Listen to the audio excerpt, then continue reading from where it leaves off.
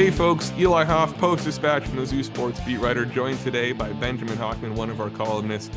We've changed up the crew a little bit for the Eye on the Tigers podcast this week, but we're going to talk a little bit about Missouri football's home game against Oklahoma this weekend. The old rivalry from the Big 12 days is renewed. It's a night game at Furrow Field. It'll be a sellout. Maybe not the same billing we expected there to be for this game when we were talking about it over the summer, but it's still one that I think a lot of fans, frankly, on both sides, have been looking forward to.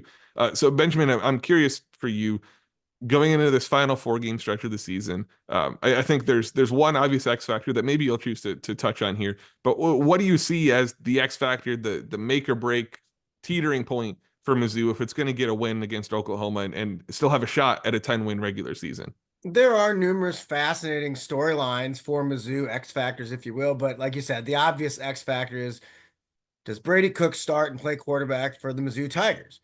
If he does, they've got and he's healthy, obviously healthy enough to play pretty well, they've got a great chance. But if it's Drew Pine, the guy who played a lot in the Alabama game and played terribly in the Alabama game, even though he had the week to prepare for Alabama, and yes, Alabama's still pretty good defense, but nevertheless, it was disgusting. It was atrocious watching Drew Pine try to quarterback that offense. So yeah, you get him in this game. I guess the optimist says it can't be much worse than he was, or is that the pessimist who says that? It's both in this scenario. But Drew Pine out there, he'll have to create a rhythm, of course, with Luther Burden, the top receiver for Mizzou, the dynamic weapon. And I want to be optimistic and say, look, Drew Pine's going to have 2 weeks now to look at Oklahoma and look at their film and practice against the scout team. And Drew Pine also is a guy who has he's a veteran who has some pedigree. He's beaten top teams before. I'm not saying Oklahoma is, but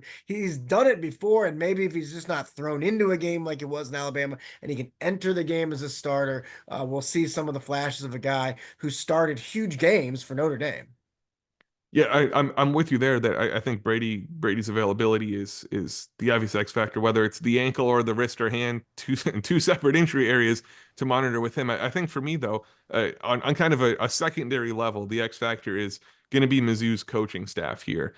The Oklahoma offense is not very good. Corey Batoon should be able to have his system hold up well, fine there, but it's going to come down to what can Kirby Moore do against this Oklahoma defense. They're pretty decent at stopping the run. Assuming Nate Noel is back and healthy, it's not going to be as simple as just Mizzou can run the ball. Maybe they can, and that'd be great for the Tigers, but that's not something you can expect to count on going in. They're going to have to get something out of the passing game, whether that's Brady Cook being healthy enough or Drew Pine figuring something out. This was a very ideal time for the bye week to be able to try to sort that out. That has to show up at this point. It can't be another week where you wonder who was taking the first team quarterback reps and what exactly they were looking at in practice. It has to be more crisp. It has to be more clean. It has to be, frankly, a little more innovative, probably, especially if it's Drew Pine back there. That's what I'll have my eyes on. For more analysis like this, you can always check out the Eye on the Tigers podcast. Hochman and I just finished recording one. We talk a lot about Mizzou men's basketball too, because it's crossover season and both sports are happening.